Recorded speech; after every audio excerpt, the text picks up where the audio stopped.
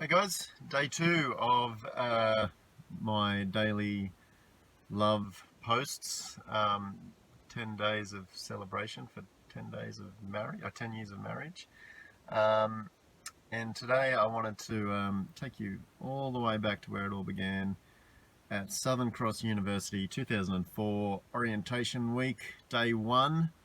I was kicking about with a bloke called Craig Lindsay. Shout out to Craig if you're still alive. Um, I remember sitting in the quad at uni there and just looking around. I'd just come up from Muswellbrook and spent the first 6 days in Lismore sleeping in the back of the ute at the Woolworths car park. And so I didn't get around and see a lot of Lismore, and ended up finding a little cheap backpacker place at the end of it and setting up shop there. But um, first day of uni, just looking around with Craig, and we were just going, wowzers, so many young, beautiful women, and it even got better in the first hour of primary school teaching degree. Where we were one of the only guys there, so we were in heaven. I remember that. But one girl stood out amongst everyone else, and that was Aria Jae Kerz. And it does sound very cheesy, very cliched, a love at first sight sort of story, but it genuinely was. Um, I remember seeing Aria very early on in the day, and we struck up a conversation, and I think we had one of our first lessons in the computer labs. And yeah, I was just head over heels for this lady that had this, the big brown puppy dog eyes and the cute little button nose and the ballerina body. It was just incredible. So I won't go into too much detail there. Um, I did find out very soon that she had a boyfriend, so it's yeah, that was a little bit trickier, but spent the good part of a year chasing after her, and that's probably why I stayed as a primary school teacher for so long, is because I was just chasing tail, as they would say. Um, and we had a lot of fun. It was a great first year. We spent a lot of time at the uni bar and Mary Gilhooly's and I don't know, different things, dress up parties and all the rest. But one memory stands out amongst all of them, and it was the daily walk back to the car park in the afternoon, walking her back to her car, carrying her books or a bag. Aria used to buy all the books on the book list, the textbooks, and I often didn't. So it was an excuse to share books and be closer.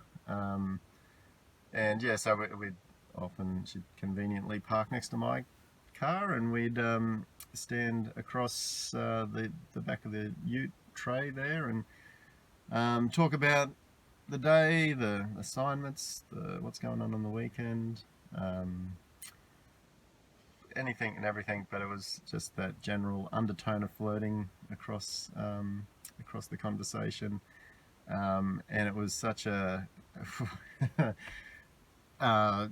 it was very schoolyard dating. It felt very intense, and the anticipation of just touching or brushing her hand, or getting a glance, or all that sort of stuff. A little laugh. I'd be throwing down all my best material just to try and get her to laugh, and sometimes get a little snort out of her. It was a really cute, fun time, and it really sticks out in my head as one of the highlights of first year at uni. So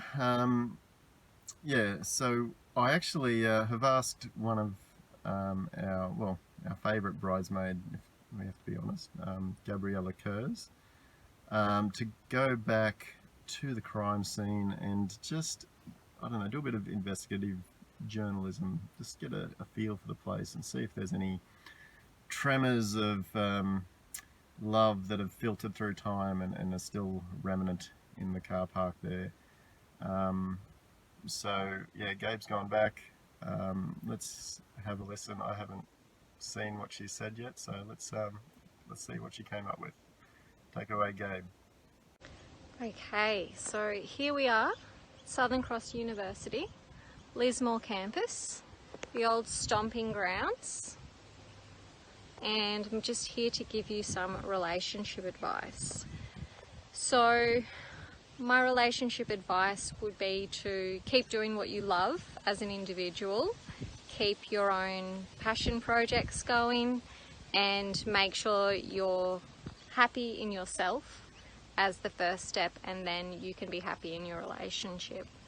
I think take time as often as you can to do something for your partner, to do something little, buy their favourite snacks, or do a chore that you know they hate, like washing up, and make sure that you keep looking after each other and keep smiling. And now we're over at the uni bar, so a few loose nights up there, no doubt. Maybe a few trips down to the footy grounds.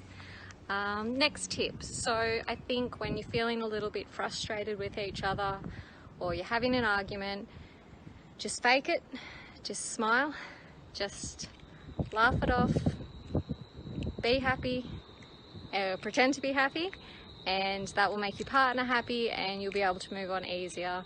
I think when you love someone unconditionally, they love you unconditionally, we really treat people differently, and we let out some of the bad sides of us because we know that they'll love us anyway, and it can be easy to take things for granted or to slip into a pattern where you're not, putting on your best self for your partner because of that. So I think if you're feeling that way, a little bit negative, just force a smile, give each other a kiss, and try and turn the situation around.